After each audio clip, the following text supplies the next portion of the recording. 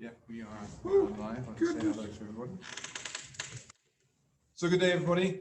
Thank you so much for joining us for this very informal chat event. I am here, it's 6 p.m. here in Okinawa. Thank you for joining us from around the world. We can see we've got about 35 to 40 people joining us to the event. Thank you for doing that. I'm very pleased and very honored to be able to welcome Patrick McCarthy Hanshi. Thank you so much for coming. It's a real pleasure to be here, James Sensei. Thank you very much. And I just want to mention to everybody who's watching tonight, first of all, thank you very much. We have had our masks on up until, 10 seconds ago. So we've got the fan going from here, just to make sure that we're well insulated. And we're hoping that you are all well and staying out of harm's way during this pandemic. And thank God nobody said that we weren't allowed to at least communicate with each other. So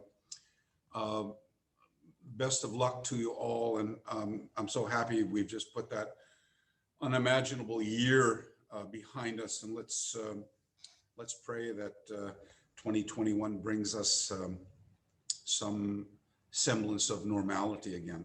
James? Indeed, indeed. Yeah, so I'm hoping that everybody is well, looking after themselves. It's been a tough year and we're not through it yet, but one thing that we have in common is our martial arts practice, and that certainly helps us to keep strong and to keep moving forward. So today is an informal chat, and one of the things that I opened up to people was to send some questions, which we will get to a little bit later on. But what I wanted to do is just kick off by really just talking about your arrival here in Okinawa, Hanshi. It's been a few weeks now, just a few weeks. A few weeks, yeah. Fairly fun-filled and busy weeks. There's an awful lot to sort out, of course, whenever you arrive in a new place. And you came here a little bit, let's say, more quickly and earlier than perhaps you planned due to pandemic and due to various factors. Yeah, welcome back to Okinawa. Mensore. It does feel like it's sort of the right thing that's happened, perhaps like I said earlier than you thought it would. And one of the things I wanted to talk about and explore today was, you know, how you're feeling about that. It feels like you've traversed somewhat of a grand circle. Your journey has brought you back to Okinawa. It's not finished yet, of course. So, yeah, please tell us how you're feeling about it. Yeah, thank you very much. And first of all, I do want to say how much I have enjoyed your camaraderie and hospitality these last. It's actually been. It hasn't really been a month, hasn't it? It's been 5 weeks. 5 weeks. Yeah. It's been 5 weeks. God, it's gone by just like that. You're right. Sorry. I guess we're not really in a hurry, and this is going to be the first of many conversations, I guess, called Kaiwa, that we're going to have here at the Asato Dojo in Okinawa. So let me take a moment first, just for the folks, and I'm just kind of sorry. I normally have my glasses on, but I don't need the glasses to see the monitor, but I do need it to read the names. And I can see there's just a whole group of folks I know here. And hey, everybody, and then a lot of new people that I don't know. So just a quick synopsis, if I could, a quick brief history. As you know, as most of you know, I'm a Canadian, and I came to Japan in the mid 1980s, and I had stayed here about a decade, and I'm married with 2 children. The children are grown up now, and we're very, very fortunate to have wonderful children, well educated, and one's a doctor, one's a lawyer, and they're actually, ironically, according to my wife, it's destiny. They're in Tokyo, and so we were going to leave Australia and then head over to Southern California for a 5-year plan, so to speak. And our plan was always to come back and spend the rest of our days in Japan, here in Okinawa. That was the plan. And certainly, I'm not lost for words. I'm just biting my tongue to say what I really want to say about what we experienced in Los Angeles. And within the first 1 year of being there, we just decided, that's it, we're getting out of here. And so then everything was about coming back to Japan. And look, we explored other options. I mean, we looked, we have very close friends of ours in Arizona, Grandmaster Chuck Merriman and his lovely wife, Lil. So, we went there looking around, and another dear Canadian friend of mine, John Atkinson, was there, helped us out looking throughout real estate. And then, of course, we went to Nevada as well, because Nevada and Arizona have great tax opportunities. And so we were looking at all that. And a dear friend of mine, Ray Mond, in Vegas, was very kind to help us. Again, it just with the pandemic and then the political quagmire, I suppose, the only word I can really use to describe that mess, it just really said, no, this is not the place. So we cut our losses, and my wife came to Japan right away. And I was able to get out of Los Angeles on the 3rd of November, which was election day, and go to Canada. And we were expecting about a 3-month delay for the process. But because of the pandemic and travel restrictions, I was granted a visa on the spot. Now, I had all of my documents, Koseki, Tohon, all of the things that I needed to make that happen. And having a wife who's a Japanese national, lent special circumstances, and there was a window of opportunity, and I moved through it and was able to get here. So that was like 3.5 years early, so to speak. And I'm not sure if that was an accident, or, as my wife is a very spiritual person, and she says, no, it's destiny. That's the flow of nature has guided you down this tributary, and it's destiny. Anyway, look, long story short, I'm here, and I've never felt more at home, although I must admit that, so are there any Japanese readers yet? ちょっと日本語すいません、お願いしたいことがあるんですけど、僕の日本語まだあまり上手じゃないんですけども、じゃあ近いうちに勉強した必要とね、だんだん良くなりますよ、これね。Well, I got to practice more of my Japanese now. Keep in mind, I've been away from Japan for 25 years. So it comes back gradually. And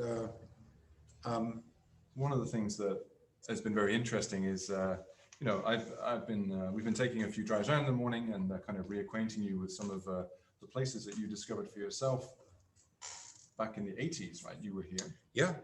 Obviously, a lot has changed. Wow.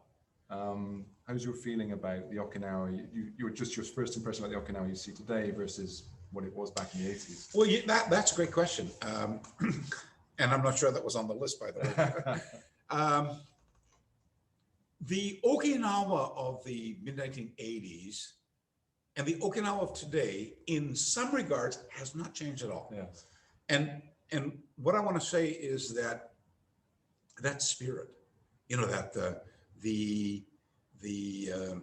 that Okinawa hospitality, that camaraderie, that has not changed at all. And that's still very vibrant and most enjoyable. What has changed, though, is the infrastructure all around it. Monorail, which is absolutely fantastic. I mean, just this morning, I traveled from Asato to Maida. Maida Bow people for the Ryukyu Kobudo people. And we went up to Hacksaw Ridge at Urazoe Castle Ruins. And it took, what, 7 minutes? It's very close now. It was fantastic. So the infrastructure, the highways, you know, we were just up in Nago the other day and then up to Nakajin, Gusku, you know, so roads, infrastructure, rail, the airport I remember was nothing like this. You know, it's becoming international, absolutely fantastic. So, and I noticed that in those days, when I first came here with, 1985 with Ken Talick, a dear Canadian friend of mine, Ken Talick, and an American colleague of mine, Jim Sylvan. Between the three of us, we could only speak one Japanese word, Daijobu. And, or Aksameo, Aksameo.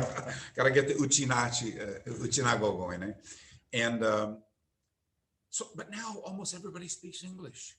And the need, I shouldn't say the need not to speak Japanese. You should always give a full effort to speak the native language of whatever culture you're visiting, you know.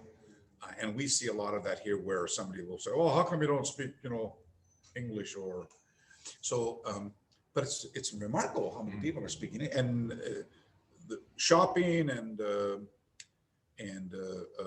you know, on the Kokusai Dori, the tourist place, all very interesting. So those are some of the most important differences that I've seen. And the only other one thing I want to say is that I've noticed that the one shift, because when we came here, and we'll talk about that later, it was largely to come and embrace the art. We had all been actively involved in the competitive element of karate for all of our lives, you know. And, but we originally came here looking for something more than just the competition base or pursuing or embracing karate as a cultural recreation. We were looking for more than that. And we found that, and we'll talk about that. But I notice now that there's a lot of emphasis placed upon the competitive element. And it seems that the sport, perhaps that's also got to do with the Olympics and, excuse me, the fact that, you know, in fact, one of the world champions is right, he practices right down the street here.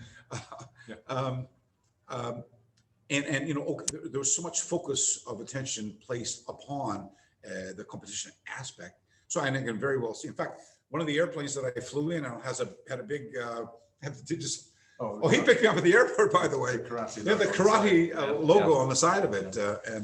It's, I have to say, over the past 10 years, I've seen karate go from being something that, honestly, I was amazed how many people in Okinawa really didn't know that karate originated from Okinawa, didn't see karate as a sort of a cultural treasure in the way that they saw music and dance and, you know, ceramics and other arts. But that has transformed over the past 10 years. And it has, that's been driven along by local government, which has become very, very friendly to karate. Sure. Very, very supportive. 2 governors in a row who've basically come from karate families. Right? And the momentum now is significant. And like I say, we see the physical manifestations of that. Karate is now much more out there and used as part of the cultural message of Okinawa. And more kids doing karate in school, and more kids involved in competitive karate, etc.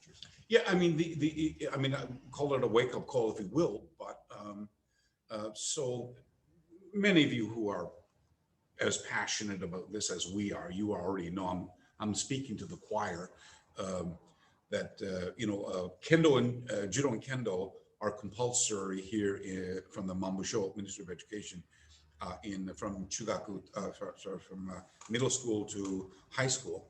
And, but here in Okinawa as well, the karate has picked up the momentum, as you said.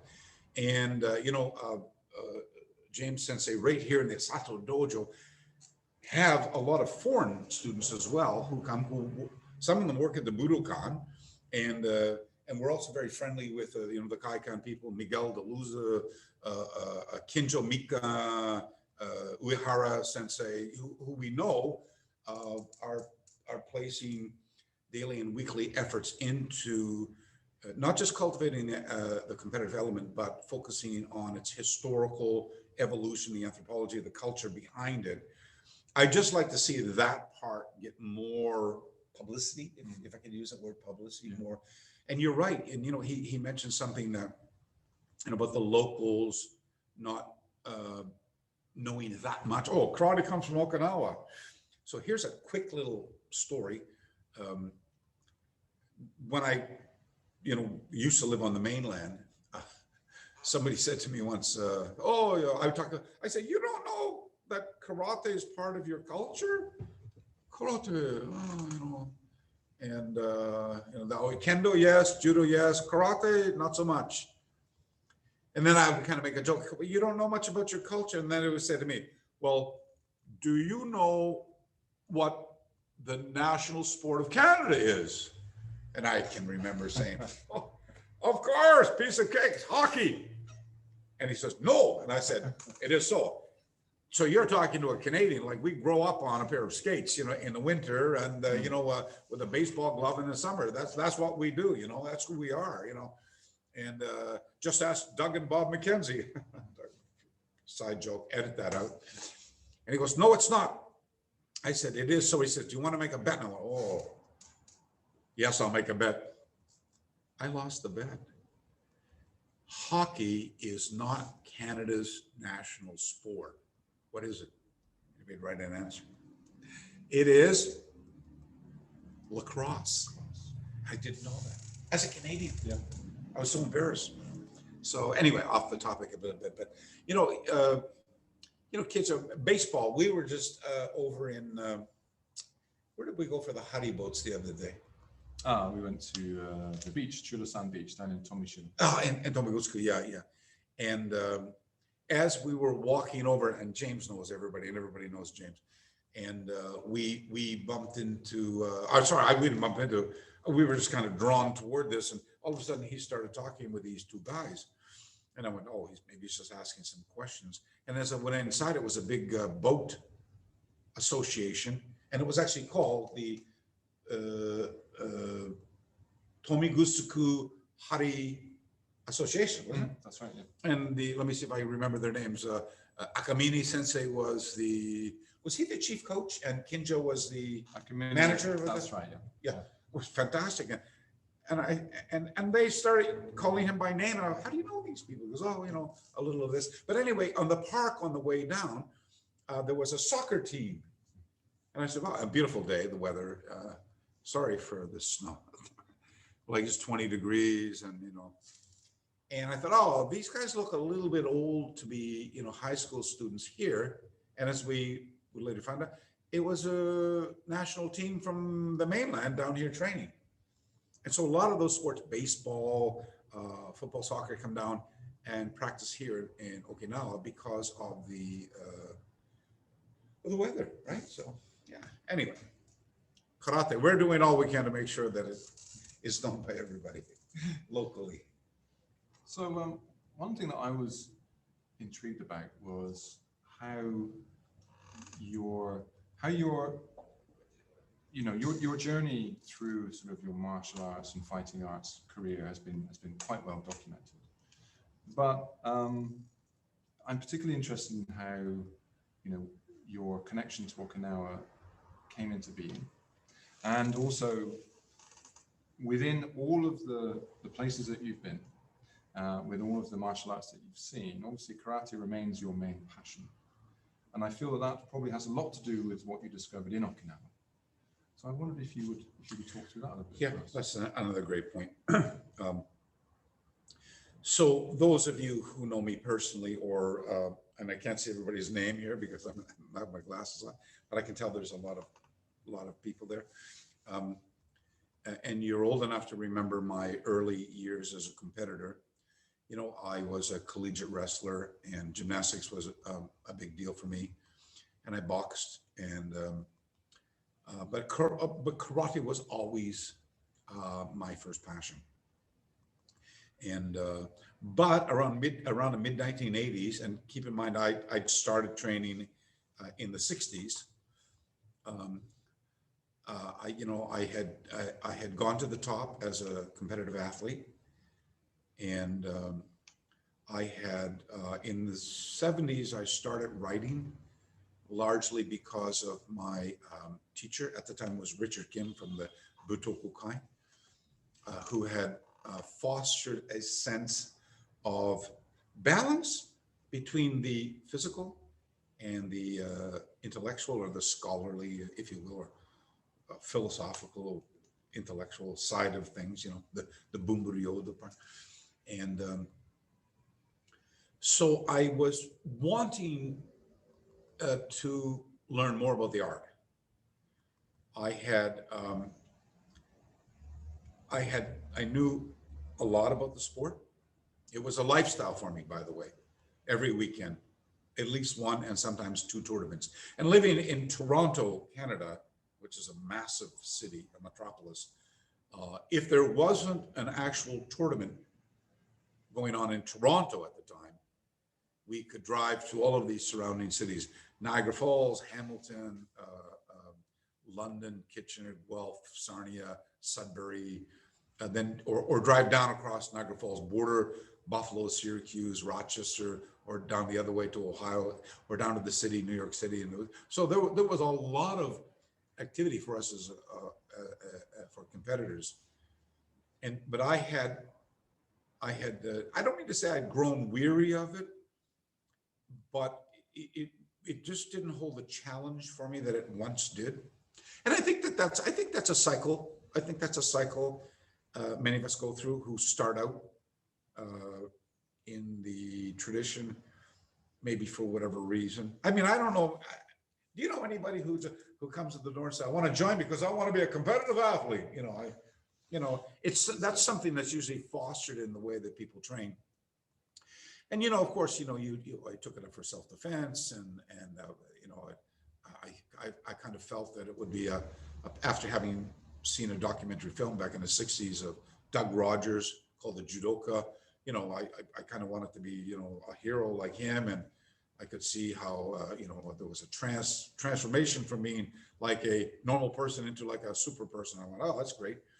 And then, as you go through that, I guess the honeymoon phase, and then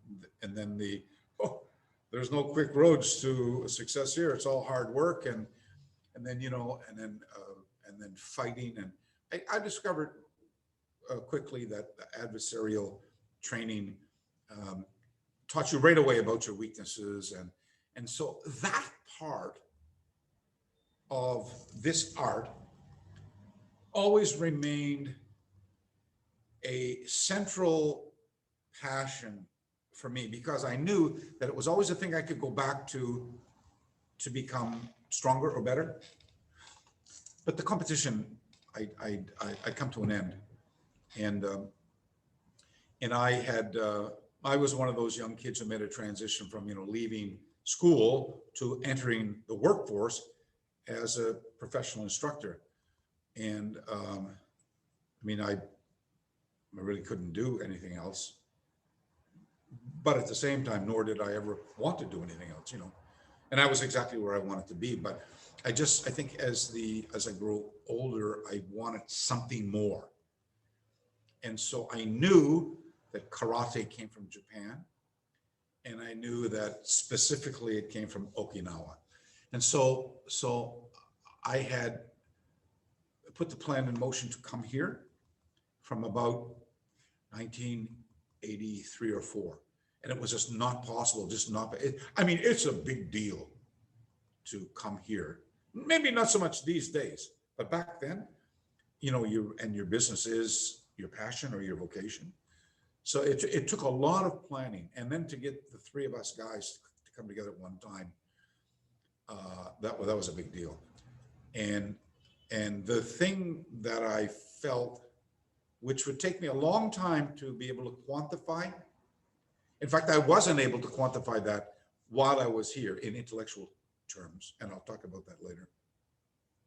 I just felt so good being here. I mean, it was everybody was so friendly, and like I use the term honeymoon effect. You get married, and for the first whatever, it's just wonderful. Because you're on a honeymoon, and then you settle down into life. It's different. And so when I was here, it was the honeymoon effect, and there was the sightseeing and the food and the warrior culture and the temples and the girls. I absolutely loved it.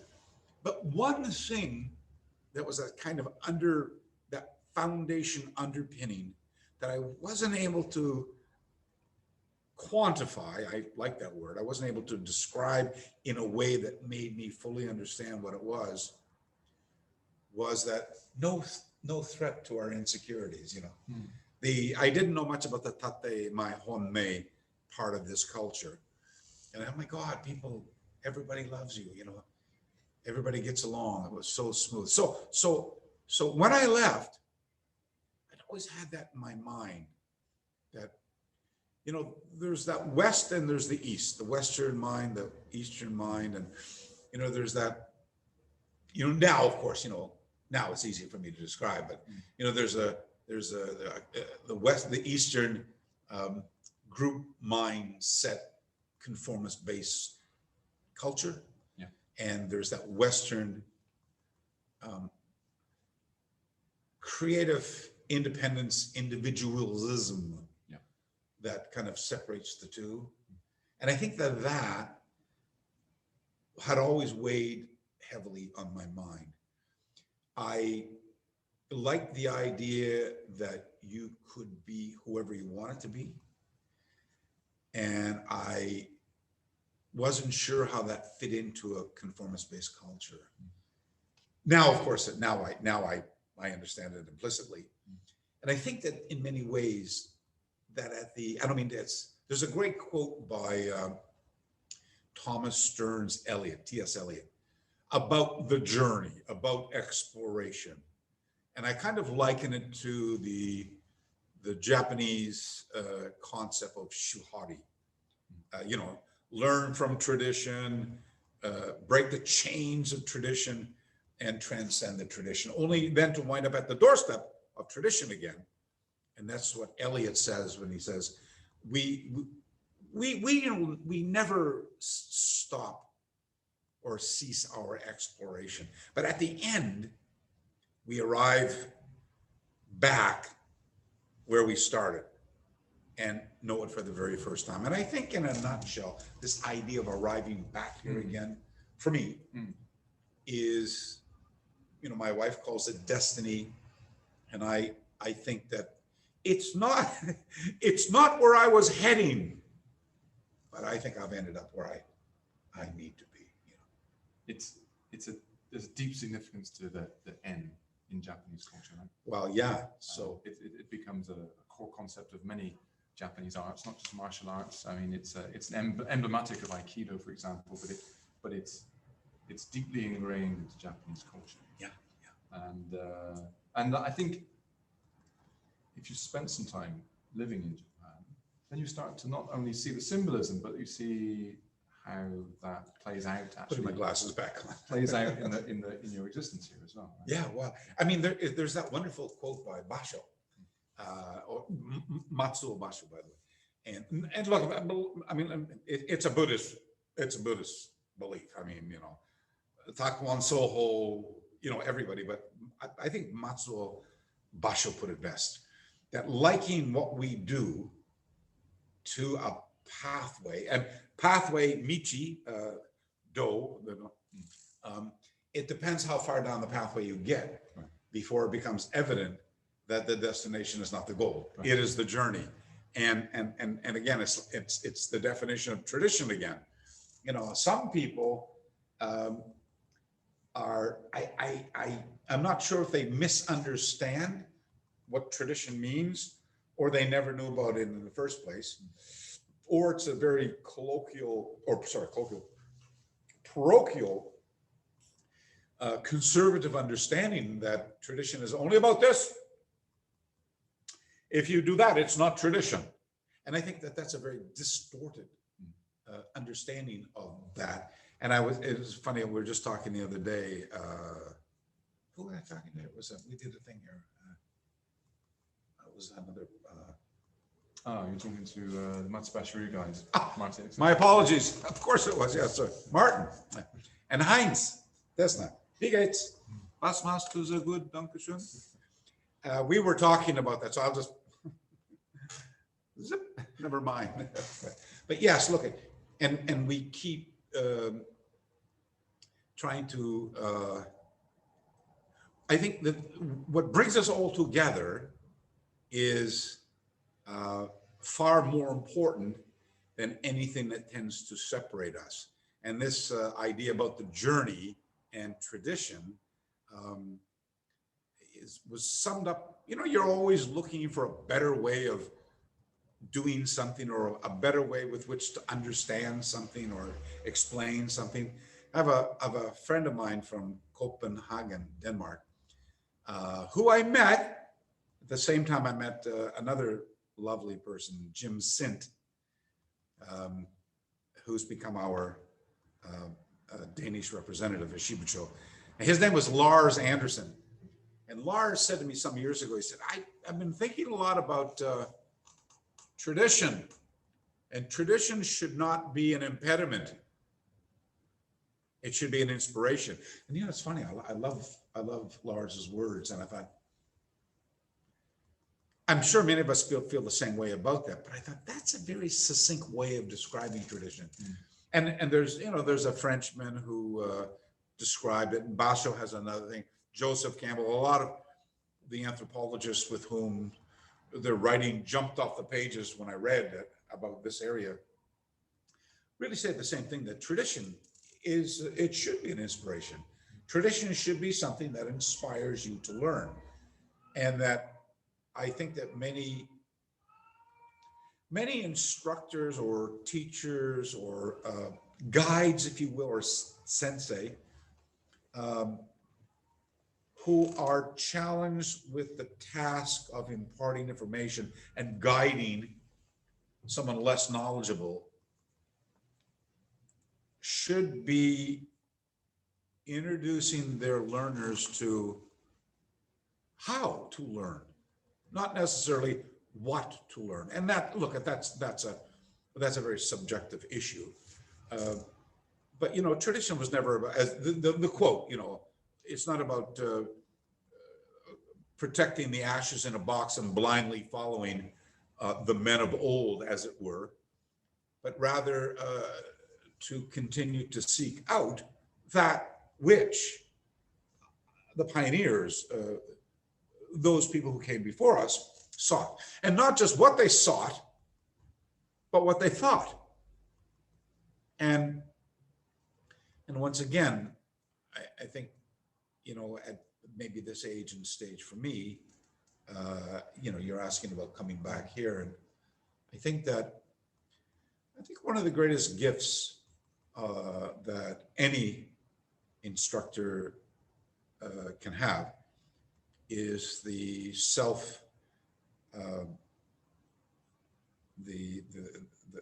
the gratefulness one feels when one imparts something to someone else and it helps guide them and strengthen or empower them in life. I mean, it's a lot of you who know me, you know, Joseph Campbell was my favorite cultural anthropologist, and while many cultural anthropologists understand the same theme, I like the fact that Campbell worked with people like George Lucas, for example. You know, they brainstormed at Skywalker Ranch to come up with the idea of how Darth Vader would appear in the Star Wars theme. And so that whole samurai concept, it came from Campbell. And if you listen to, say, the dialogue between him and Bill Moyers, and we were just talking about that the other day, you know, Hero with a Thousand Faces, or any of the number of, I mean, Campbell was a prolific writer as well. But they ultimately talk about the hero's journey, you know, and that is a journey that I think probably all of us tonight gathered together here have an interest in, and that is, you know, at one point or another in our lives, we determine that we're lacking in something, and whether it's lacking in intellect or lacking in spiritual, emotional, anthropological, holistic, pedagogical, whatever, material. It's the idea that we can be better, and that we want to be better, that we have a desire to be better, but we don't know how to be better. And so the search or the journey begins. And now it's great if you come into contact with a guidepost, if you will, a guide, a mentor, an instructor, a coach, a sensei, a sifu, sabun, who says, here's the pathway.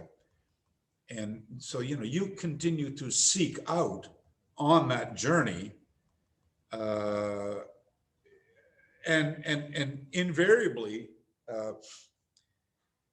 encountering obstacles and barriers, and the test of strength of character and fortitude is how to overcome those barriers, you know, and that's the why a mentor or sensei is so important, to help the learner over or through or under or around or to wait to surpass those barriers. And that's the benefit of adversarialness on a journey.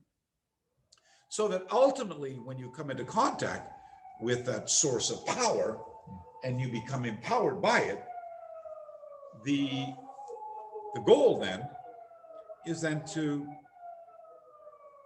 bring it back and put it back into practice and help empower others. And isn't that the circle? I mean, isn't that? And I think in many ways, certainly at my age and in my stage, that being here, this is the home of karate. That's not to say that karate is not as good, maybe even better elsewhere. It started here. And this journey has brought me back to here. And this is where I want to be, and this is where I want to, you know, kind of make my last stand and help others here. Absolutely. And that brings the conversation very neatly to sort of the second segment that I wanted to explore. But I just want to sort of set the context for that a little bit. Okay, yes.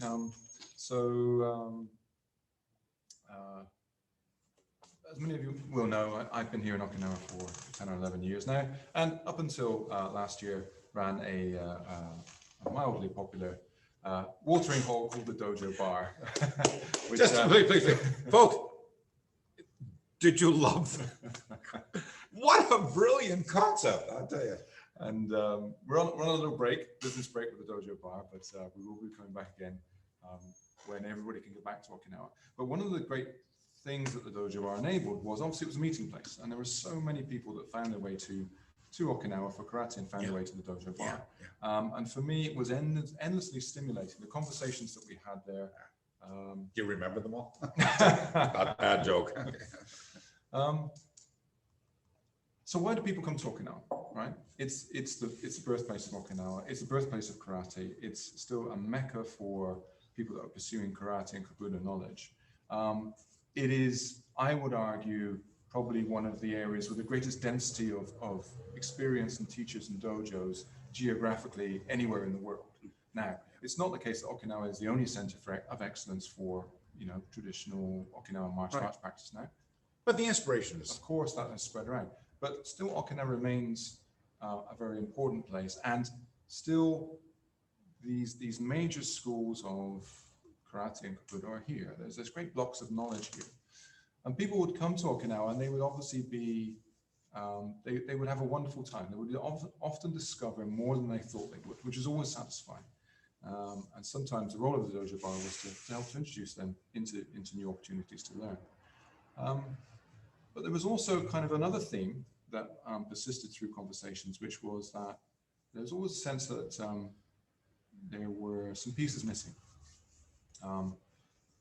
It's hard to argue that any martial art is a complete martial art, but many have more depth, many have more width, but there always seems to be pieces missing, and often you're looking for the practices or the framework that will kind of pull all the pieces together. And I was scrolling, sorry. And I think, that seems to be something that you've always pursued in your journey through martial arts, is trying to find, you've looked across a great width of different arts, but you've tried to bring them together in some useful, meaningful way, provide some sort of structure. And I wonder now, in this sort of second part of the conversation, how you see your view on the structure, the overlaying structure, fitting with this traditional environment. That's a great question, and I know I'm going to be singing to the choir here, but here's what I want you to do. If I jump on that horse and go in 7 different directions, at some point, if you're going, when is it going to answer the question? Just bring me back, okay? All right, I'll do my best. Because this is a great question, and I knew it was going to be asked, by the way. And I thought a few days ago, I'm going to make a few notes. I'm going to make the notes. I'm going to put them on my little pad, and then just today I said, so I'm going to close the computer. I'm not going to do that. I'd rather draw it out from memory than try to structure it in a way. I have pretty good memory for those types of things. But first, you got to, I started a long time ago. And whatever the art has become today, for those of you old enough to remember, you couldn't just go over to that dojo and train and let's go down here. On Tuesday, I'm going to go to this dojo. On Thursday, I'm going to go over to visit another dojo, and then I'm going to take 3 weeks off because I'm going to go train with so and so, and I'm going to do some Muay Thai and maybe a little bit of Wing Chun, maybe some Bap Mei. I can do the Bap Mei now. I got the white eyebrows for that, right? I can do some white crane. You couldn't do that, It was very, and so the idea of cross training. And a lot of people did it, by the way. Don't get me wrong. I didn't have the monopoly on that by any stretch of the imagination. But as a rule, and this is, for example, if you came to Okinawa back then, here's what generally was the rule. You came, and either the head of the dojo or someone from the dojo usually met you at the airport and brought you in and had a little minshu, boarding house. You had a boarding house, or you had a little hotel room, or and then you would go to that dojo and you would train in in most clubs don't have like structured classes, and especially in those days. You would train whenever there was a class. You would train in the dojo, and the sensei or some of the inner circle seniors would train you or train with you, and then you go to see the sites, and you might even be a Kobudo student on a separate, So look, in those days it was pretty simple. It was either you were with the Akamine group, Nakamoto group, or the Mateoshi group, or you were with the Nagamine group, who were kind of split up a little bit in those days. There was the Kishaba, who left the Nagamine dojo and went with Professor Shinzato over in Yonobaro up in there.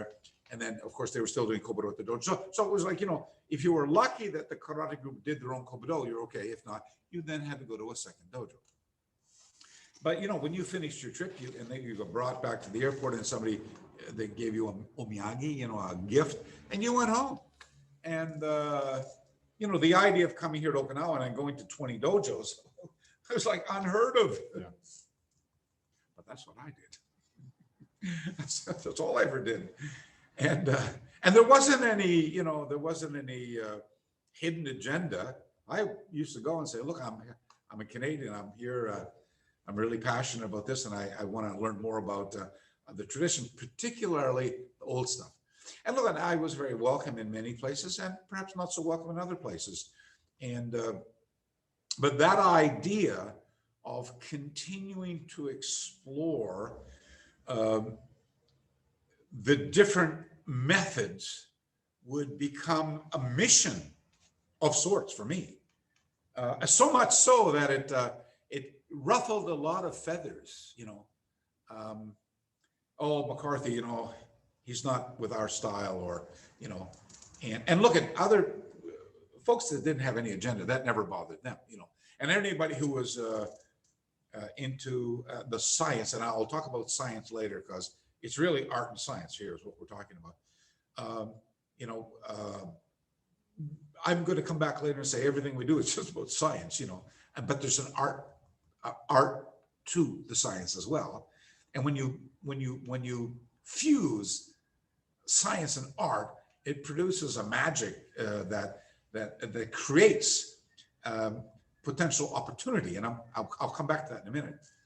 And so, I was always very passionate about Chinese fighting arts as a kid, and mostly because of where I lived in Toronto and then in Vancouver, big Chinatowns, but mostly Hong Kong Chinese.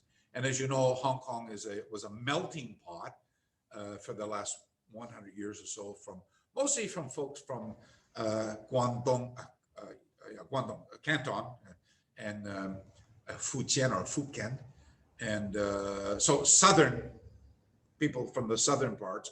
So in Chinese Kung Fu, it's northern, southern, internal, external, hard, soft. And so a lot of southern styles became popular in Hong Kong. And then when Chinese went out to, San Francisco, New York, Vancouver, Toronto, the big Chinatowns in North America, a lot of the family traditions they took with them were southern-based styles, Hong Sing, Cholifat, Hangar, Dopai, Longying, Bap Mei, these Hakka style traditions. And so I was very passionate about those, and came up through Dopai, Mongfist, Cholifat, and Hangar, and but had friends in Wing Chun and Bap Mei, Longying, and so on. And so I had my hands in lots of different traditions, and never tell. Oh yes, you couldn't tell. When I went to the Wing Chun club, I couldn't say, yeah, I was just over at the the Hanlak or at the Cholifat club. You couldn't do that, right? Yeah. And then now we get up into the mid '80s when I start making my pilgrimages here, and then I get involved with the shoot fighting group, and my understanding of the art began to expand, and I was looking for functional competency, but I was looking at the competitive aspect was bound by rules and regulations, which didn't allow this and didn't allow this and didn't allow that. And yet, even though they weren't allowing those things, kept seeing the name, self-defense.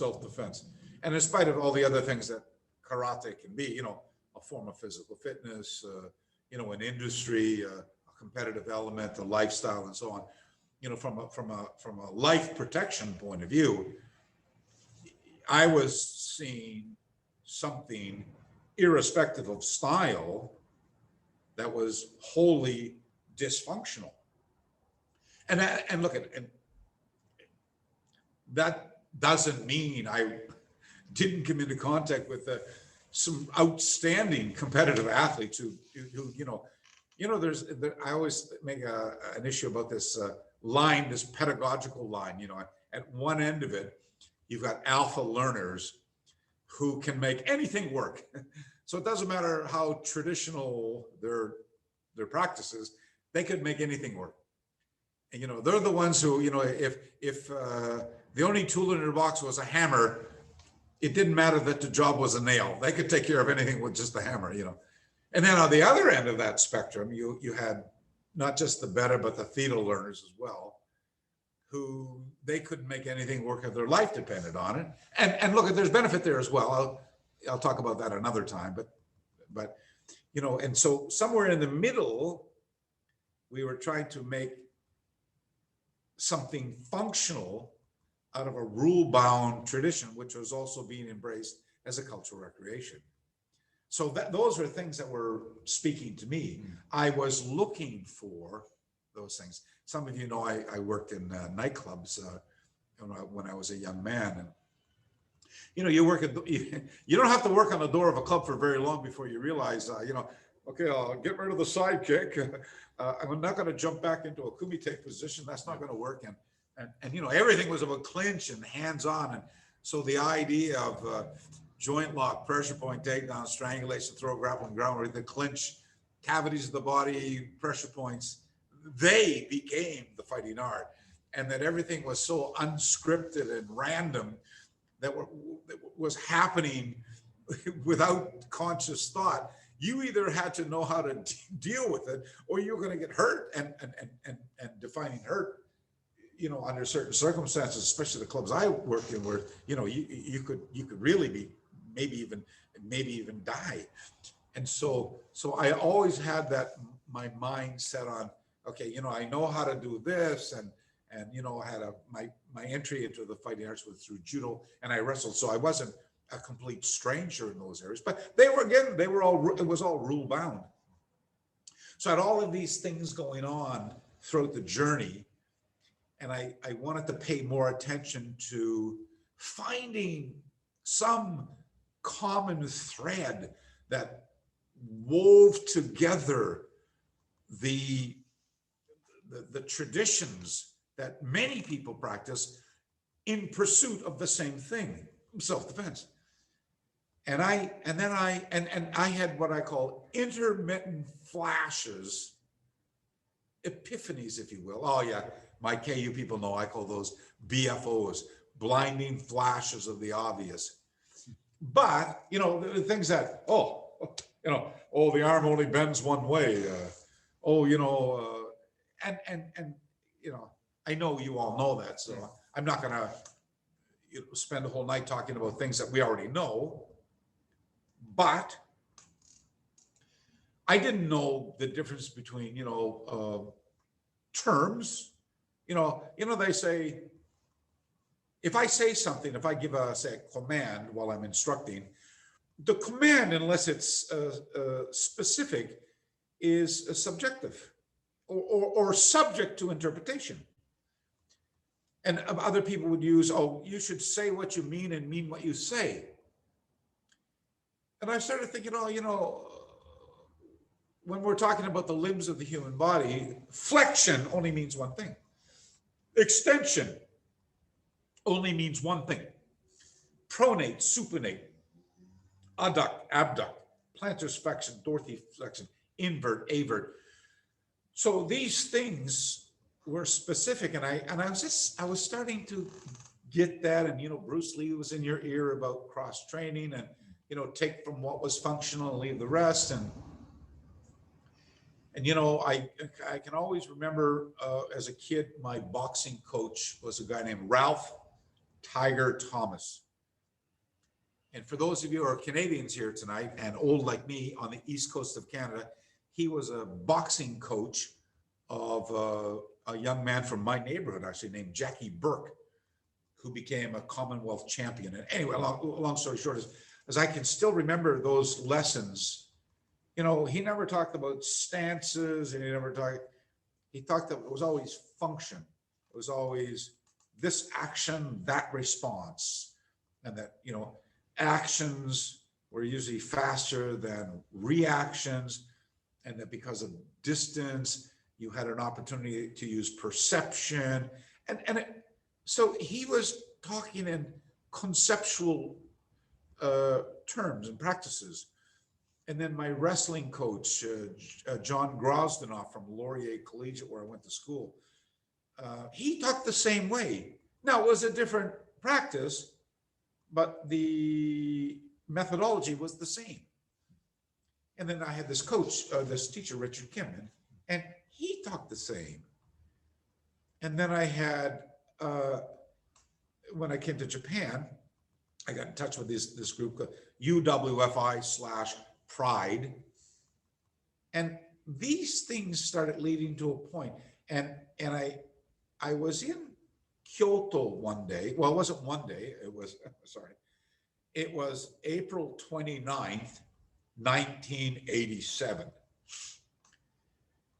And the reason why I say, my apologies, April 29th, 1988. And the reason why the memory is so ingrained is because it's Midori Nichi here in Japan, which was the last emperor's, they call it Midori Nichi, Green Day, if you will. It was the old emperor's birthday, Hirohito's birthday. And at the Dainippon Botokukai in Kyoto was, they had a celebration, a martial art festival every year on that day. And I used to go to Kyoto all the time when I was associated with them directly here, Kyoto Botoku then. Anyway, let me just cut to the chase. I saw an old guy, he was really small. And anyway, I fell in love with his tradition. It was called Katori Shinto, Tenshin Shoden Katori Shinto. And the two-person drills just, you know, I don't want to say I was enamored, but that's exactly what I was. I just went, wow, I've got to do those. I remember saying to my wife, because we took the GO train, sorry, that's Toronto. We took the bullet train down from Tokyo to Kyoto to participate in this few-day event. And I remember I thought he was from there. And I went to my wife, I said, Yuriko, I think we're going to move to Kyoto. And then later, I was talking, he gave me his business card. And, you know, my Japanese is not so good in those days, but I thought, that doesn't say Kyoto, it says Kawasaki. And Kawasaki, I used to take the JR, Japan Rail I lived in Fujisawa, Ofuna, Totsuka, Ofuna, Yokohama, Kawasaki, then Shimbashi, Shinagawa, Tokyo was how I used to travel. And oh my God, it's like 30 minutes from my house. So anyway, the point is, Katori Shinto-ryu brings together such provocative two-person drills that I just got into this other way of thinking. You know, when you have a sword in your hand, and most of us in the world are right-handed, so it doesn't rule out what happens on the left side. It just means majority of, right? The trajectory of attacks happen in a certain way, and not the best way, but after hundreds of years of functionality and empirical observation on the battlefield, it had been deduced that these ways of receiving those attacks work best this way. And I was absorbing that. And the funny part about it, at the time, I was, shoot fighting with this group in Tokyo, which would become the Pride Fighters, Takada Nobuhiko, by the way. We were saying, here's how you deal with, a rear naked choke. Here's how you deal with a guillotine. Here's how you deal with a mount. Somebody takes your back, standing clinch. So there were all of these acts of physical violence, empty-handed, one against one, which were timeless, and they had timeless formulas to effectively negotiate them. And I went, oh, that's the same as Katori Shinto. And then my mind went back to my Frankie Sito was a kid we knew. Ken Talek and I knew these kids when we were young. He was from Niagara Falls, and he was, a Wing Chun stylist. And, we learned Seolam Tao, Chamkyu, Bioji, Lok Tim Bun Guan, Wuripto, and the Mukjong and the Chi Sao back in the day. And, you know, every time, you know, a bone, every time something happened, there was always a corresponding thing that you could do. And then when all hell broke loose, that's where you, and I make the joke now, that's where you met Sensei Murphy. You know, my joke on, you know, Murphy's Law, because what can go wrong will go wrong when you don't want it to go wrong. And there goes your plan out the window. Makes me think of Mike Tyson. You know, everybody's got a plan until they get hammered in the face with a left hook. Yeah. And so there then pays dividends to why aggressive resistance becomes the mechanisms through which your veracity can be tested in a functional pathway.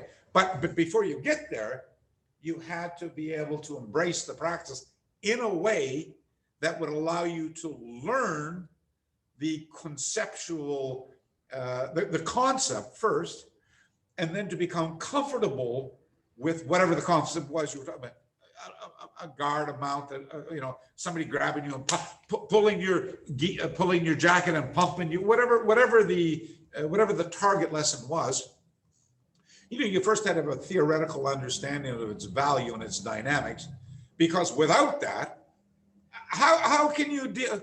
How can you possibly deal with anything unless you don't know how to negotiate it? I mean, okay, chance, right? Chance, luck.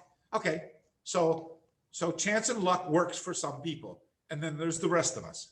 Okay, so you know, I'm all these things are in my mind, and you know, I'm still, and you know, I was always going back to karate. Oh, sorry, I was always with karate, but you know, ventured out to cross train here, ventured out.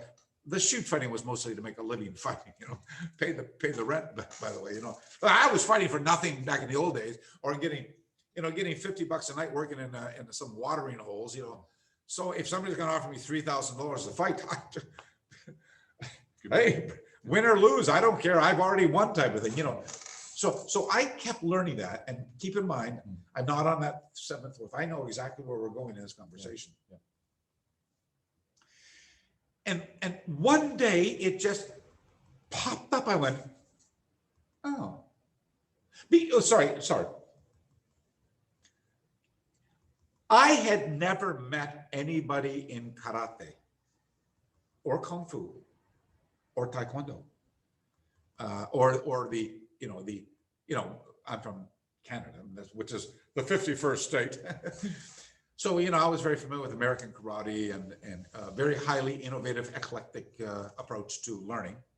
And I met lots of great fighters, wonderful kata practitioners, super alpha athletes who just impressed the hell out of me, both in Canada, around the world, and here. But I couldn't find anybody who wrapped this together into a package, who was able to deliver it in a systematized, a logical and systematic way, and who talked in terms that I understood, you know. And I don't mean that by Japanese or Chinese. I mean in scientific matters. And so when I had that epiphany, that BFO was like, really? Oh. And I goes, what are you thinking about? What's wrong? I said, well, I had this flash. What's the flash? Well, is the choke that you escape from in Wing Chun any different from the choke you escape from in Goju-Ryu, Penjak Silat, Pujimi, Kuntao, Pukulon, White Eyebrow, Taekwondo, wrestling? It wasn't. And it wasn't any different. Now, there's all kinds of different chokes, but let's just go with me for a minute. If you had a throat, it can be, you could prevent air from coming into the lungs by squeezing it, or you could depress the arterial junction to prevent blood from going to the brain. Either way, one would be shorter than the other one. Air takes a long time to render a person unconscious, air deprivation, but blood impediment, it done correctly, boom, you can put a guy out really quickly. And so while there may be different ways with which to approach this mechanism, the throat is the same. The arms were the same. The body was the same. And so the quote, oh, there's only so much you can do with the human body. It was kind of like that. And I went, oh. So now, and look, and I mean, it wasn't like, oh, I have no, it wasn't that at all. But it was a beginning. And once I started down that pathway, I just kept bringing different players to the game, players in this, and sometimes I brought something in that I used to further my understanding, and then I discarded it later because I found something that superseded a way with which to understand how to do the inevitable. And then I started thinking in terms of inevitabilities. And that got me onto a thing about thinking about outcomes first. Oh, my desired outcome from whatever act of violence is to maybe to first get myself out of the way of harm, out of harm's way. And then number two is I don't want the person to continue to hurt me. And so how can I then prevent the person from hurting me? Right. Would it be, through percussive impact or maybe seizing and controlling? So those are two themes, percussive impact and seizing. And so if I thought about percussive impact, I needed to know more about the science of motion, acceleration, forces, mass times acceleration. Pick your poison. Is it a fingertip, an elbow, a headbutt, a kick, a knee, a bump? Under what set of circumstances will the opportunity arise for me to make a cognitive decision or instinctively strike somebody? And if I'm going to strike them, where should I strike them? And what tools should I use? And that again gave me enough information that ultimately I would come up with this self-taught formula: location, tool, angle, direction, and intensity. And I don't have to say that, you guys know what that is. Just play it back: location, tool, angle, direction, and intensity. It's the location of the human body, the anatomical geography or real estate that that's either grabbing you or you have to counter. And usually the location will dictate the tool in proximity in reference to the outcome. And then the angle of kinetic energy transfer is not always the same as the direction, which is, for example, I'm being squeezed or something, and I may have to, he's too close to strike, and I can't maybe get a headbutt or a bite or a groin grab, but I could spit in the face and get one of those, and then maybe take my ridge hand and come back and strike from back to front. You understand? So the angle may have been, say, 90 degrees, but the direction is back to front, or front to back, left to right, or so on. And then the only thing left was the intensity. So, bang, I hit him. I needed enough intensity in the energy transfer, whether it's seizing or using any of the 5-inch machines as a lever, a pulley, a wedge, a fixed axle and wheel or something like that, to accomplish my outcome. And all of a sudden I realized, oh my God, I'm now beginning to think in terms of principles, applied science. Oh gosh. And then I remember reading the work of Mifune Kyuzo, a canon of judo, by the way. And there it was. He, although let me make a quote. 1936 October, here in this town, the founder of a newspaper company named Ota Chofu brought together a group of karate people. Now, it was 3 years after karate had already been ratified as a Japanese tradition that the locals got together here to sit down and discuss a lot of things about karate. Anyway, Miyagi Chojin, the gentleman whose haka I was at today, by the way, up on Urazoe. So Hacksaw Ridge, Kakazu Ridge. Anyway, and Miyagi was asked by Otachofu. He said, "Look, I heard there's styles now." And Miyagi thought for a moment and made a comment. But the paraphrasing what Miyagi said, it went something like this. He said, "Yeah, but from what I know, timeout. Okay, it's Miyagi Chojin. I mean, he knows everything. Miyagi Chojin. So Miyagi Chojin, if Miyagi Chojin says, well, from what I know, I think that's a pretty profound statement. He said, from what I, know and understand, it looks as if the same thing is being taught differently. Makes sense, right? We all, not everybody does the same thing the same way to achieve the same outcome. And I've said this, I'm like a broken record. I've said it many times. Even you will not do the same thing the same way across the spectrum of your life to achieve the same outcome, if only based upon age and the weight of what. Here he is at 25 years old. Yeah. Here he is at 75 years old. And so anyway, so I'm coming back to make the point here. So by this time, I have I've gone from intermittent flashes of, oh, that looks good, but it's not karate, to, it seems to me, and I'm sorry, by the way, this is all about, for me, it's kata. We're talking about kata, right? Yeah. I'm just talking about kata. And in however you want to call a kata, punsei, a hyun, a taolu, a chuan, a shing, a routine, a template, however you want to dress it up. I'll come back to define it in a moment. These timeless templates through which the tradition was being taught, I realized the contextual premise is the same. It's the same. And maybe many people have different ways of accomplishing the same outcome. But irrespective of what the same outcome was, from a scientific point of view, everybody had to comply with the same thing. Same rules. Yep. There's no way around it. And that, I know it's so simple today, isn't it? Yep. Even a 10-year-old kid knows that today. But any of you guys my age, you're getting up around, you pass 65 up towards 70 or 70, 80, you're still practicing karate. You know, we didn't know this back then.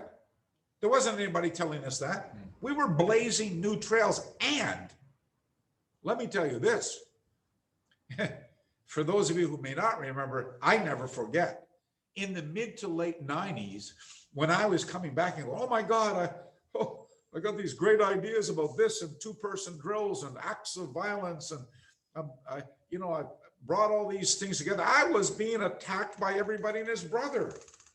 That's not karate. We don't, there's no, he made it up, and all that type of stuff, right? Yeah. And so, and I was thinking to myself after a while, maybe he's right. Maybe, but I was thinking, I'm just a kid from Rockwood Court, St. John, New Brunswick. What the hell do I know, And how could whatever I was thinking be any more important than like some famous master? And so there was that on top of me, but I kept thinking, I got to find another way to do this. I got to find, but I couldn't. I thought, okay, look, let me just take one point and then I'll we'll go to the next one.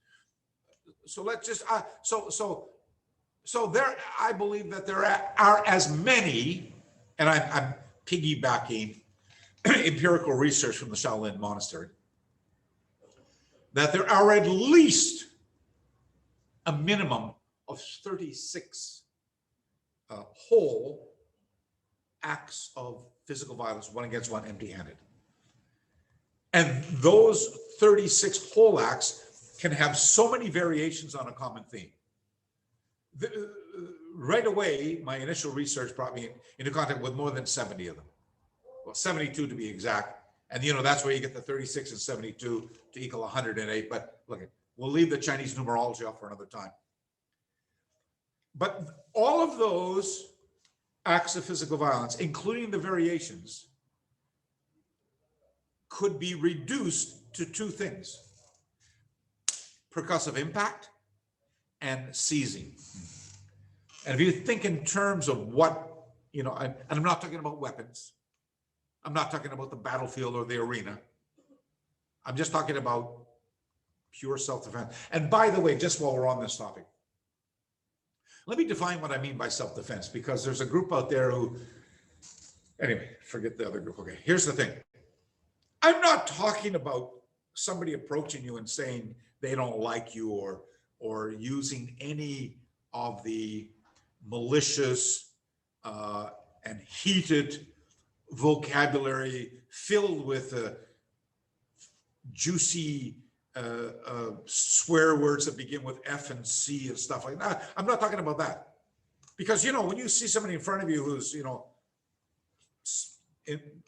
saying and acting like that, most people I know would get the hell out of Dodge as quickly as possible. I do understand that there's the male psyche somewhere between 18 and about 25. It could be different on both ways, who see that as an opportunity to lay somebody out. Okay, I always think back, what's the judge going to say? Did you really need to do that type of thing? That's not self-defense from my point of view. When that happens, there's another choice you could make, and it has nothing to do with fighting, by the way. And I'm not talking about diffusing a potentially volatile situation. I'm just saying, get the hell out of Dodge. You don't have to do that.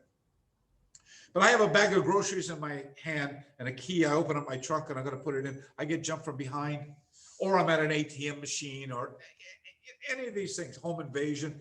That's self-defense. So my mentality is not, well, he wasn't thinking about the possibility, what he could do in event of. I said, how can you prepare for when the guy pounces on you at the back of an ATM machine when you're not looking? Come on, it's preposterous, So I wanted to get back to say, my idea of wanting to share this with other people was embraced by some people, but it was embraced by other people as hugely and wholly or grossly disrespectful to a tradition. Because what I was saying was, it's all the same. Our pathway of getting there might be different, but the outcome is going to be the same, and the act of physical violence is the same. So that's where it finally dawned upon me, these acts of physical violence, which in fact would become, or which are the impetus behind why empirical observation gave birth to the survival of the fittest, the continual pursuit of how to effectively negotiate them, became the journey. And empirical observation, which is a fancy term that describes a way with which to study something for a very long period of time from a practical sense of practical sense. And especially somewhere like Shaolin Monastery, where the world kept going on outside, but inside this monastic structure, these timeless practices continue to move forward and become strengthened by deeper understandings of the same thing. So it's at that point where I go, these acts of physical violence are habitual in human nature, and I'm going to pay my attention to there. So I'm either going to look for somebody who shares my same belief, or I'm going to forge a new pathway for myself. And that's where this journey took me. And it was not a warm and cuddly feeling, if I can use that. But thank God, there were more people passionate about this in the 90s, early 90s up to the late 90s. There were more people passionate about and wanting to get on board this train than there were detractors. But it's funny, you can have a wonderful day. And then, somebody says one thing and you want to focus on that thing. Because I always believe this, that if I just had the chance to sit down and kind of draw a picture, okay, this is how I thought, this is where I've been, this is what's happened. I've tried to test it. That's the great thing about having detractors. I didn't have to pay for any of them. Big businesses often have to pay money to get external companies to come in to find out what's wrong with the machine, so to speak. I never had to do that. I had them for free. I still have them. And thank you very much, by the way, because you continue to drive me forward. And the thing is this, after a while, you realize, the attacks no longer were about the function because they are immutable. This is the way. I didn't need anybody's authorization, or I didn't need anybody's support authorization after a while. I knew this was it. And but trying to convince people of this, you have to come in contact with these type of teachings. I gave up. Because some people just don't want to grab it. They think there's another way, and so great. I just kind of stopped wasting my energy on folks who didn't want to learn the same thing. And it's funny, I'll just end this on this. And this is a little bit off, but so I was being attacked, and a lot of that, by the way, was ad hominem. They would go for the character assassination and to try to discredit me rather than actually focus on the actual lessons itself.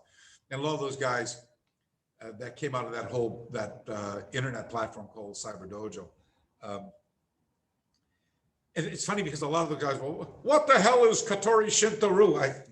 Some of those guys are actually teaching Katori Shinto-ryu. Right. Other guys, and the joke in my group for all the old people is that those guys who were screaming the loudest are now being praised for teaching what they criticized me for.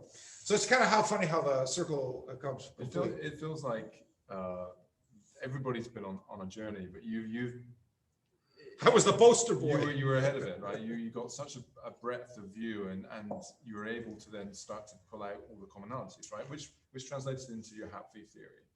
Yeah.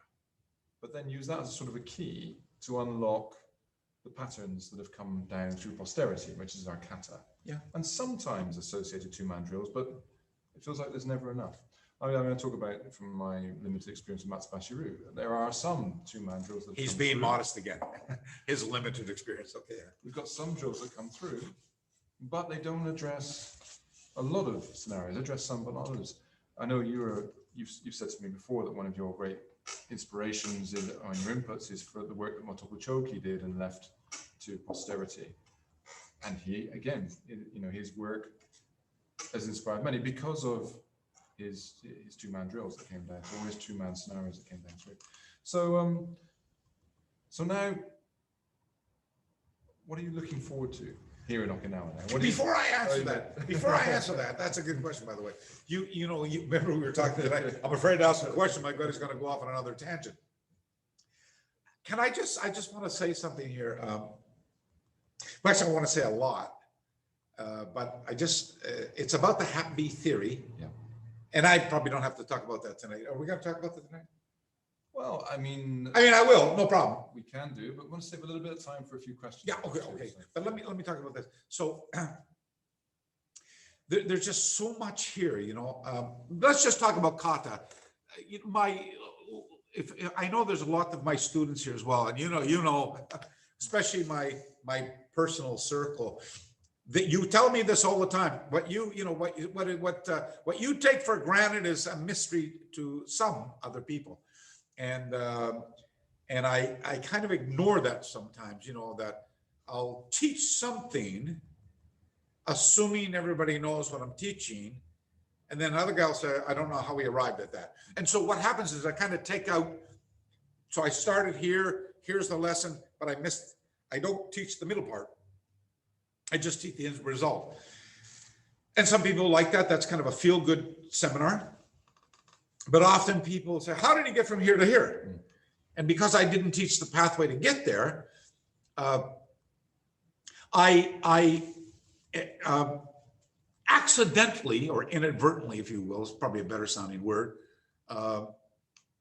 rob the learner of the process. And so here's what I want to talk about. So today everybody's going, what does this mean? What does that mean? What does this mean? And I know because I've been there. And I've been asking those questions. What does this, for the longest time. And I still see people doing that. And okay, better to have you doing that than nothing, or saying, this is the way it's always been, 5 monkey in the cage syndrome. I hope you know what that means. If not, go search out the source of origin of what we call origin of policy. I'll come back. If you don't know it, ask me and I'll tell you another time. But you know, oh, that's the way it's always been. Let me share this with you before we go to the other topic, or we go to questions, and just see if this resonates with you. Let's just say, for example, that you said, oh, I've discovered that, and forget about striking for a minute, because I think that's not rocket science, okay? And although there's certain biomechanics that allow a moving structure to launch a projectile that will intensify the PSI. Okay, let's pretend we already know that. Let's just go to the seizing part, which has everything to do with blood and air deprivation, balance displacement, escapes encounters, fighting on the ground, joint manipulation, limb entanglement. Okay, just this part, okay? Oh gosh, I've just discovered that that move represents a wrist release, seizing a limb, and then responding in some way. And the response might be a little different, depends on what happens, because size and strength are also mitigating factors here. Okay, and so you might explore 50 different ways to do that. Okay, so how about this way instead? How about if you believe me, and I say to you, look at all of this stuff has to do with what I just said. How the human limbs move, and your ability to use 5 ancient machines: wedge, 3 categories of levers, fixed axle and wheel, pulley, how to bring these, and the screw, how to use the principles of these movements against bodies in when they're become entangled, whether it's a clinch on the ground, wherever. And let's say you believe me now, and I say you will, if you engage in the process of using these acts of physical violence as the stimulus from which to begin your journey, and you're going to learn the dynamics behind these ways with which to deprive yourself of air, blood. And let's just say that for a minute, okay? How long do you think it might take on this journey before it becomes evident, oh gosh, I better learn something about the principles and the mechanics of squeezing the neck and using these machines, whether it's a garment like a pulley, or like I put a wedge behind, and or some type of lever, rear naked choke from a guillotine. How do I use these to deprive a person of air and blood? And what scientific principles support that? And kinetic energy, and so pretty soon, you might come up with 25, 30, 40 different ways, with the garment, without the garment, with one hand, with 2 hands, with locking hand, to make that work. Now I say, okay, so rather than try to, what does this move mean? How about now, in your journey of learning blood and air deprivation, that after you have accomplished a functionality through this pathway of passive resistance up to this, this intermittent pathway of growing from passive resistance and a compliant partner to a gradual to exponential investment of aggressive resistance, and working with many different types of partners, that you arrive at a point of functional competency. And then you separate your partner, and then you reenact the solo representation of that choke or strangle, or those chokes and strangles.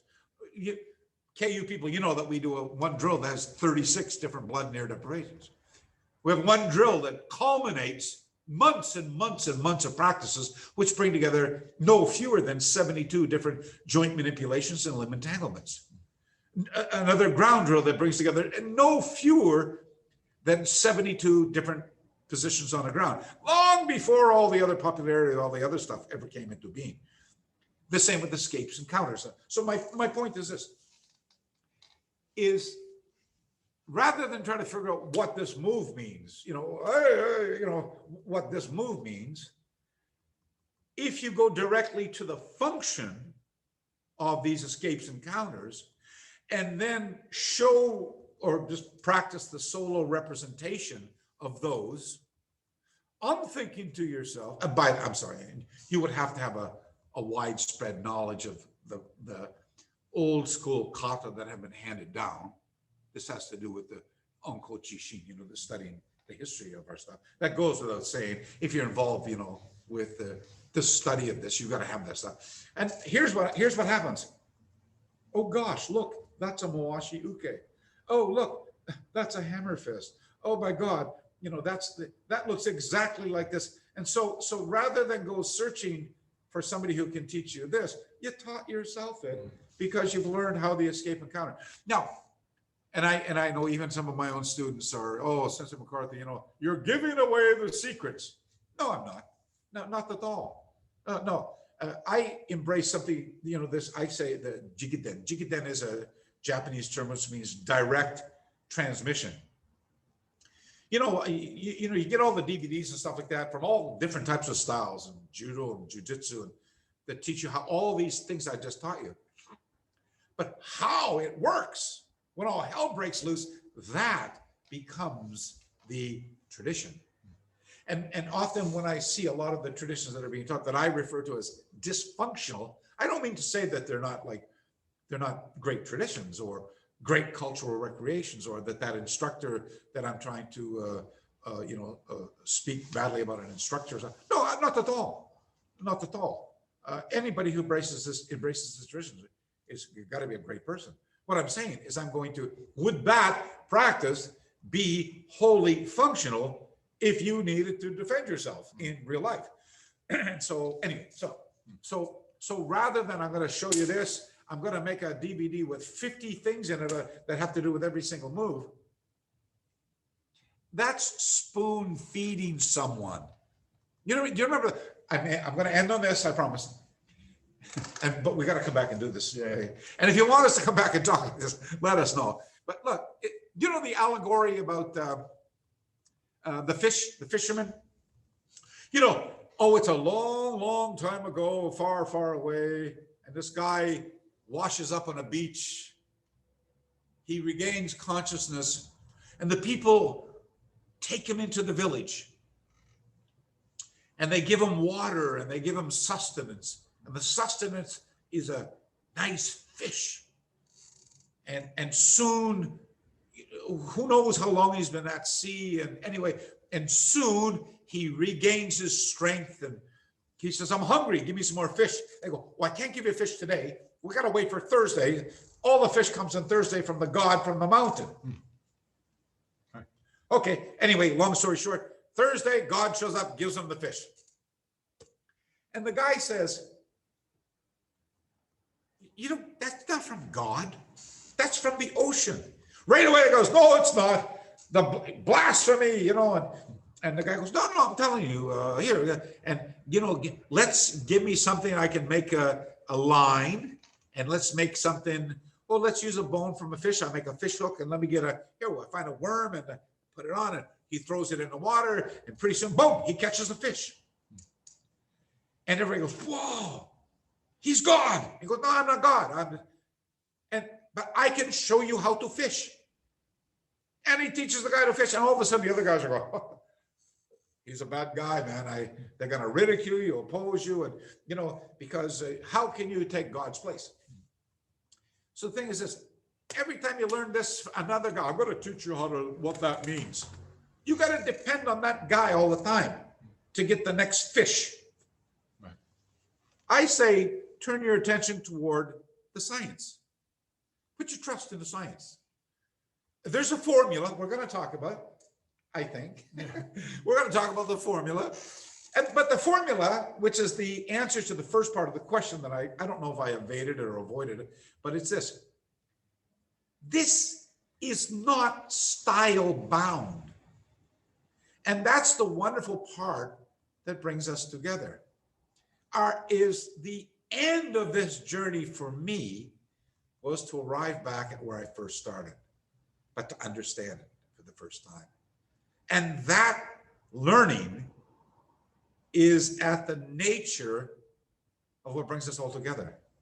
And that's what I'm anxious and enthusiastic about wanting to share that with other people who think the same way, because it's like-minded people in pursuit of common goals that enjoy this camaraderie.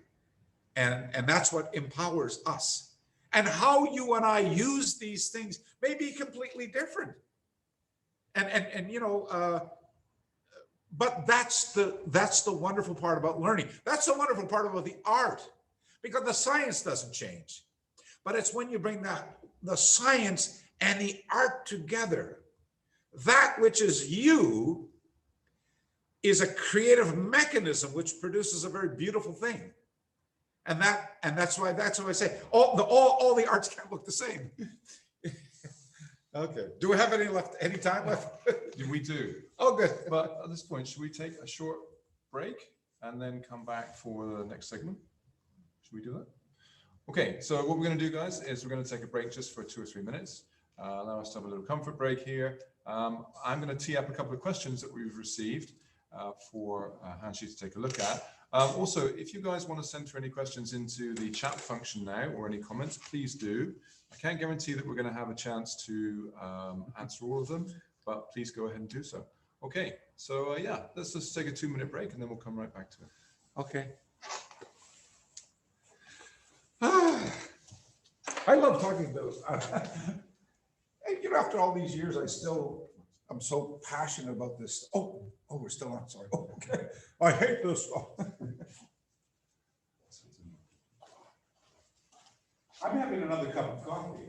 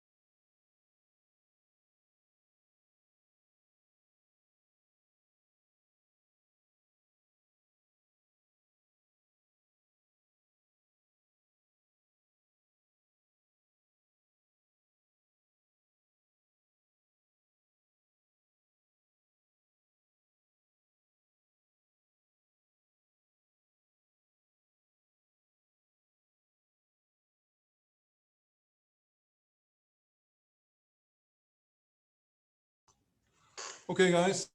So we're back. we are back. Hopefully you can hear us. Okay, so we received a few different questions. We're not going to have a chance to go into all of them, but one of them that came through was a question regarding the dojo kun. So most dojos in Okinawa now here will have a dojo kun, which is kind of the sayings or the rules or the motto of the dojo. Often reflects the wisdom of the founder of the dojo in some way, or the founder of the style. The question that we have, which is an interesting one, is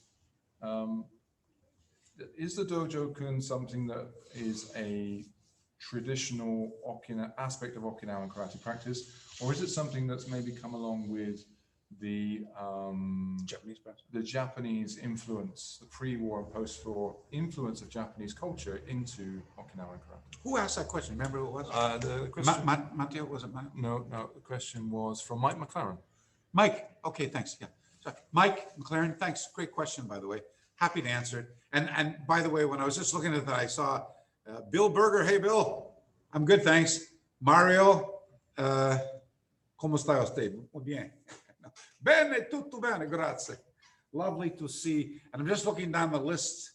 So many friends there, guys. If we have 5 minutes, then I'll say hi to everybody by name, because it's great. It's like I love seeing you guys here, because we can't travel this year. So anyway, yeah. Okay, look, go dojo-kun. So, okay, first of all, we do know because of the Bubishi that there has traditionally been a philosophical and spiritual side to the fighting arts embraced in China. And of course, as we know, that the Ryukyu archipelago, Okinawa's old Ryukyu kingdom, from the 15th century, arguably mid to late 15th century, had created a symbiotic liaison with the Middle Kingdom, and as a tributary colony, if you will, it's not a stretch of the imagination to assume that a lot of Chinese culture was reflected here. And of course, why would it not be in the fighting arts? And we also know, I think, Andy Quas, I'll have to check with Andy, but there's a good chance that some of the earliest writings, if you will, that remain extant come from here about dojo-kun. One that comes to mind is a statesman. Now, I'm not sure if at one time he was the Sanchikan. He's not Aji, but I'm not sure if he was at one time Sanchikan. But anyway, he was definitely uekata, from that rank here. And he was referred to as the educator. And he was also the founder of the Mirindo school. And he was from Nago. And his name was Jun Soku. And he used Ti or Te.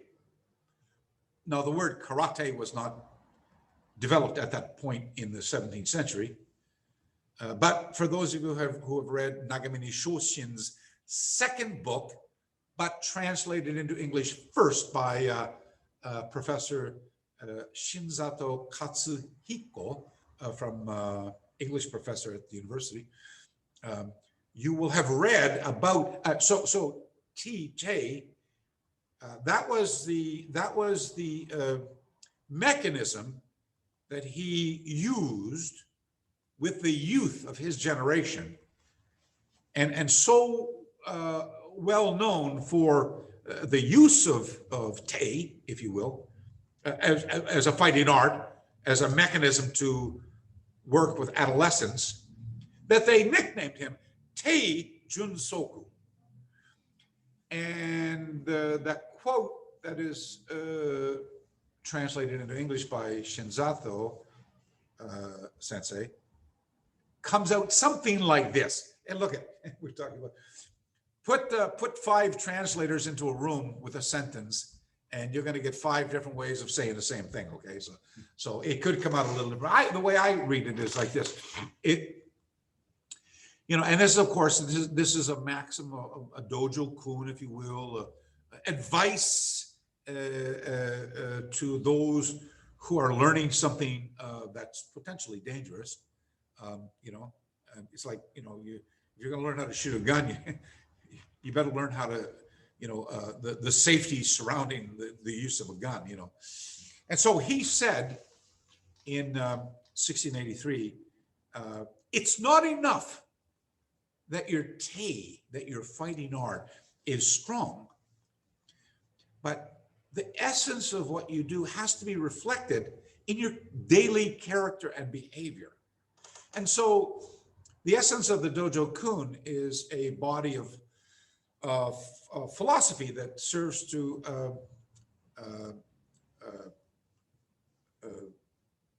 outline the philosophy of the way that you live your life. That this type of tradition is not to hurt people; it's to protect people. And I just interesting. Just the other day, somebody sent me a link about somebody out there who brought together all of the translations of Itosu Anko's Jukun. And I was one of the first people in the Western world to, I think I was the second person. I have a very dear friend of mine, although I haven't seen him in many years, named Graham Noble from England, up north. He's up north in up around Sunderland. And I think Graham used Ian McLaren and someone else, I can't remember the name just off the top, to do a translation of it. I think I was the second person to do that in the 80s. And now there are many people who have translated that. And this gentleman, I don't know him personally, but I just saw his work the other day for the first time. He said, McCarthy wrote, in a respectful way, McCarthy wrote this, and somebody else wrote this, and somebody else wrote this, and somebody else farmed out to hire a professional translator, and they said this about the same thing. And so the same thing was translated differently by everybody. But the essence of what it represented was the same. Don't hurt people. This stuff isn't meant to go out and haphazardly use it. There's a body of moral philosophy that serves to protect the people who practice it. And so you would think now this is a cultural heritage, a legacy handed down by the pioneers of this tradition here. It's become a heritage, a cultural protected culture. It's received status from the government. And so you could think, well, so this stuff is kind of a dangerous practice in the wrong hands. And back in the old days, you heard a lot, it took 2 years to become a student of so-and-so. Or you went to train with somebody, but they had you sweeping the floor or doing menial tasks because they wanted to see what your character was like. And this tradition, in my opinion, tends to amplify the type of person you are without a body of moral philosophy to protect or to serve to guide. So thugs become better skilled at thuggery in the wrong hands. So this idea of a jukun, and you got to remember that a lot of the moral philosophy of that era, and you have to just read, you could read my translation of Matsumoto Sokun's 7 Principles of the Fighting Arts, or his 1885 Zayu no Me, and Itosu's work, or Funagoshi's 20 Principles. They're very Confucian-based, Confucianism. Even Confucianism, it's by today's standards, it's maybe a little bit male dominated, and And there's a certain side of that, not for girls and so on and so forth, where I think that mentality, if it was written in today's culture, would be more about just people in general. Anybody who practices, you should, learn these types of things. So in my opinion, yes, although influenced from China, but homegrown in Okinawa. And I think that Dojo Kun has started here. The first person that we associate with bringing together groups of people to teach in a systematized format is Sakugawa Kanga. And of course, then the lineage that follows him after that. But there's a whole other conversation about Japanese influence, Japanese Budo culture influence upon these Okinawan-based practices finding their way up to the mainland of Japan from the late teens, turn of the century, late teens, until it became ratified as a Japanese Budo tradition in December of 1933. And then that group of people, there's like, just off the top of my head, there's Gima Shinken, Matayoshi Shinko, Funagoshi Gichin. Of course, I'm sorry, even before Funagoshi was Motobu Choki. And then in 1928, there was Mabuni and Miyagi, Chitose Tsuyoshi as a university student, Toyama Kanken, Weichi Kanbun came back. Weichi Kanbun came back from China to Okinawa first, and then went up to Wakayama Prefecture. So you got like 8 or 9 people taking their understanding of these traditions and haphazardly teaching them on the mainland before Japanese Budo culture stepped in and said there are expectations that you must embrace before this foreign practice becomes recognized as a Japanese Budo. And that again, therein we see another implication of Dojo Kun. So, the Dojo Kun that you might see, for example, in Kendo and Judo, or Aiki as Shoriji Kempo, is not that much different from what is now embraced in Karate at the same time. Okay, wonderful. Okay, very quickly, just a minute. Can you go back a bit? Somebody said something about turn. I think you might not be in the camera or something.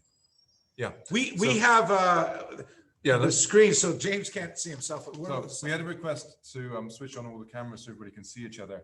Unfortunately, we can't do that because the format here is a webinar and it's kind of works as a broadcast. So apologies, but in this meeting, we're not going to be able to switch on all the cameras for everybody. One last question. This just popped up and we're just going to give you 5 minutes to answer this one, okay? This will be the last one. So from James and Malia. Thank you, James and Malia. The question, I know you've spent lots of time in the Chinese martial arts, and I'm curious if there's a particular style that you are more fond of. And if so, what about that particular style that resonates so well with you? Thank you very much, James and Malia. I'm the type of person that you need to add a little extra to your question, and I'll say why, to keep this within 5 minutes. Say, for example, you said to me, you spent times in the Chinese martial arts, and could you tell me a style that you're most fond of? Because you're fond of it because it's dynamic fighting, prowess, or because it's flamboyant gymnastical skills, or it's dynamic footwork, something rather. So that's kind of subjective for me, if you don't mind, but I'll answer it because I'm reading it this way. I've spent a lot of time in the Chinese martial arts, and I'm curious, is there a particular style that you're most fond of? Yeah, these days, I'm very fond of watching people do things where I go like this. Wow. Wow. Can a human being really do that? Maybe it's just my age, because I can't do that anymore. I have a hard time getting out of bed in the morning, for God's sakes. So when I watch people do Wushu, the national sport of China. And I know the Kung Fu people say, that's not Kung Fu. Okay, a play on words. But yes, I'm very impressed with the physicality of a high octane performer at national level who can come out and do eagle claw or monkey or dragon or even full hawk xiang ying, or tiger crane or something, and do it with just such remarkable training. That I find that very impressive. I find it very beautiful to watch. I'm just overwhelmed by that. Now that's not to take away from the fact that I don't enjoy watching. I just lost his name. The kid who's the world champion here. Kyuna, sorry. I watch this kid do Rue Rukata. I mean, I just go, wow. And she's so dynamic. So, I mean, beauty is in the eye of the beholder. It's like a painting, I look at Chinese art and say compared to Japanese art. But the Chinese art might have a big mountain, a snow cap, luscious rainforest down at the bottom, a river coming down, a dragon. It's very beautiful, but it's busy. But it's beautiful. And then I look at Japanese Zen art. It's like white canvas, one or two black pen strokes, and a red hunko. And it's equally as provocative, So they say beauty is in the eye of the beholder. I love the wushu, but come on. I mean, I watch somebody do haka boxing or I watch somebody do Yong Chun form, and if it's done well, how can you not be impressed by it? So anyway, that's my answer. Thank you very much. Fantastic. That brings us exactly to 8 p.m. here. We've been online for 2 hours. I hope that you guys have all enjoyed it as much as I have. So bright. Yeah, the light was moving back from the light. Am I too close? There you go. Sorry about that. Oh my Your God. enthusiasm was overwhelming. I'm so sorry. So again, thank you, everybody. And this is the first of, I hope, many sessions like this. Can I say hi to those people now? Yeah, let's do that. We're gonna scroll. Okay, just a minute before we go. Yeah. Mateo, Mike. Hang on. No. Roger, Dunquil, same as Brady. Thomas, we're going up. Go up. Or down. Are we going down? No, going up. Okay, what's Mario? So Mario, I told you, Mario's the guy who took me up. Always says, let's go. We're gonna go. We're in Fidenza. And he said, oh, let's go visit a Zen monastery. I said, I'd love to go. And you go, there's like 50 people waiting, and I'm supposed to do a lecture. And Matteo, Renchi, tutto bene. Joe Glavin, Joe, thank you. Joe, I got the interview. I haven't put it into Final Cut Pro yet. I'm going to do that probably tonight or tomorrow. I'll get to you. Jim Sint, James Rudy, Jake, Igor. Lovely to see. Hey, Igor, there's a girl here also from is she from Bratislava? No, but she's Slovakian. World-class athlete. Francois the Massa Maker, I love you, brother. Dwayne, Gerd, Giorgio, Attila. You want to see power? Attila, like Attila the Hun. Yeah. Hajavaya. There's Herrick. Herrick, what time is it in Brazil, for God's sakes? Igor, Jake. Yeah. Des Monahan, Anthony Whelan. Hey, we have one Matsubashi Sharma. Yeah, there we go. Andy Varga, Anthony Whelan, Bill Berger, Charlie. God, I know all you. David Krause, David. Des Monahan, look. Yeah. All my Irish guys are here as well. Look. Do I scroll up or down, or is that it? That's up. No, yeah, we've covered them all. Oh, we're down to only 47 people now. So, the problem is the time thing around the world. Like when it's time here, you're sleeping over there. And by the way, remember that when you guys call me. And guys, we will respond to the fact that a lot of you guys asked for at different times. So we are in the future. We're going to time these at different times so that water. Try and make it easier for people in different time zones around the world. Okay. Again, do we have to go? Yes, we do. Oh, okay. can I get a chance to read those later? Absolutely. I'd always like to say hello to the people who took the time to come and watch us, so. Hey guys, love you. Thanks for everything, 2 hours. I thought it was like 10 minutes, man. I'm ready to go. It's always like the Winston Churchill, you want me to speak for an hour, I need lots of time to prepare. You want me to speak all night, I'm ready to go right now. So, yeah. I walked like 10 kilometers today with, can we do it? Yeah. We were going to go to, somebody said, do you want to go to Hacksaw Ridge? And I went, Hacksaw Ridge, that's like military. I don't want to do that. And I got a friend, I have a new friend, Evan Musin. Evan says, Evan was like a civilian contractor historian with the military here. Like we're friends. I could go on a personal tour. I said, I like it, but nah, the military stuff, no. So today, Becca, she's not here. Becca's our friend. Becca says, we do the morning walks, got to get the carcass down, Anyway, we're on the walk. She said, where do you want to go? And she said, would you like to go to Urozoi Castle Ruins? And I went, yeah, that sounds good. So we go there, right? We go there. And I get out, train station, walking. And I go, wow, this is great. Lots of photos, fantastic. I'm loving it. And then I see the sign, welcome to Hacksaw Ridge. I go, this is Hacksaw Ridge? All of a sudden, I felt so stupid because I go, if I knew this was Hacksaw Ridge, I would have gone there with Evan, like I got a person. Evan, I'm sorry. Anyway, insult to injury, I think I know everything, right? I go there and he goes, we're lost again. We get lost. And he goes, and I go, I always like calling my friends when I get, that reminds me of my friend. And anyway, she goes, and I'm exhausted by this time. Now I'm exhausted. We're like walking through, it's like almost 3 hours. I'm going, I'm only supposed to be up for an hour this morning. My wife's going, where the hell are you? And all of a sudden I'm going, she goes, would you like to see the Miyagi Chojin? And I went, I know that Miyagi Chojin, he's not at the Urozoi Castle Ruins. He's way over in Kakazu Ridge. I've been there before 3 times. Last time was with my friend Hokama Tetsuro. I said, no, it's too far away. She goes, no, it's straight over there. I said, I don't believe you. And anyway, so we couldn't find it because we were way, way down with all the hakas. So we text James. He goes, oh yeah, it's up near the pillbox. Anyway, another 8,000 steps later, we find it. And I go, oh my God, I've been here before.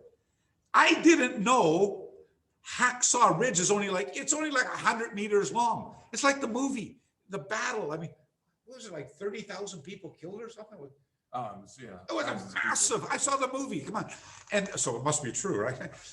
So, but right next to Hacksaw Ridge is Kakazu Ridge. I didn't know that.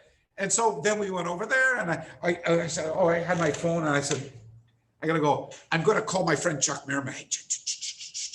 So I held it up so you could see in the background Miyagi Chojin. I said, Sensei, it's me, Pat.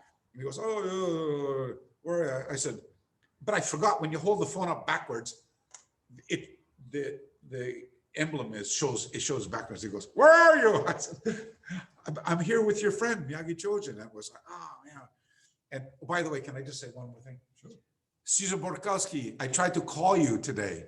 Cesar Borkowski is one of my best friends, right? Yeah. I tried to call you today and I couldn't get through. So if you check your messages, you'll see I sent you some images from Hacksaw Ridge. Anyway, okay. Now that I've made a complete idiot out of myself again, usually it was just my wife knew that. Now everybody knows, right? Who's there? Mateo, brother. Hey, there's Marina. Mario. Tutto bene. Mario, I didn't see Marco Forti's name here today, so please say hello. Say hello to and Lucho. Where's Lucho? Lucho Marino. Yeah, is Lucho? Lucho! Don't think Lucho was on Mario. today.